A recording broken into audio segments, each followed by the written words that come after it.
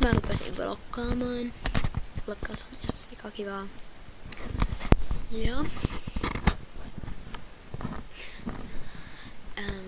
no, mä sain tän idean nyt vloggaukseen, että ainakin Sonikulta.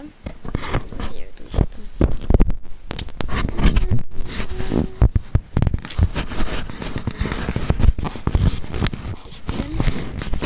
No, tällä hetkellä mä oon kasvessa.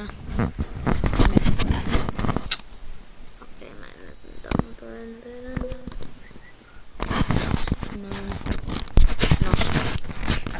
mä en tiedä, onko tossa näyttää, mutta niin. Ok.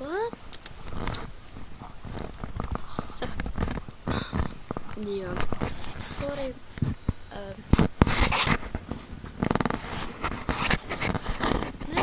Jos on tyhmää puhua. Siinä on. Ja mikä tää mun aksentti on tässä? Mitä oikeesti?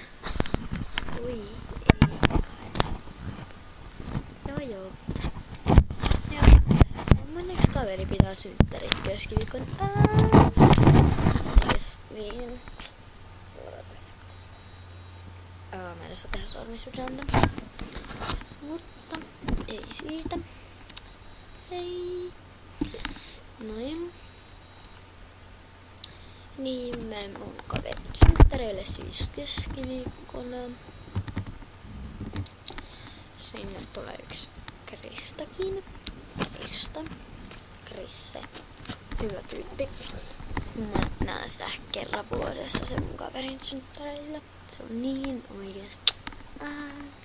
Sitten onkohan mä aika hiljaa? No en mä tiedä ihan.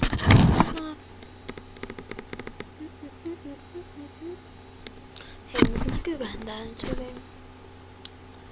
Mä en oo ikinä ennen vlogannut, paitsi puhelimella muutaman kerran niinku testannut. Tää on niin kiva oikeesti. Mun oli pakko aloittaa ite vloggaamaan. Että ei tässä nyt hirveä oo mitään erityistä asiaa, mutta mulle kuuluu hyvää ja nyt en mä ehkä vielä tässä videossa, mä voin ehkä seuraavassa videossa esitellä minun kämppää. Tai no, en mä nyt ihan kämppää, mutta mun omaa huonetta. Onko se vähän lissumaista? En mä tiedä. No, ihan sama. Mutta niin, mä teen ehkä tänään tai huomenna uuden videon.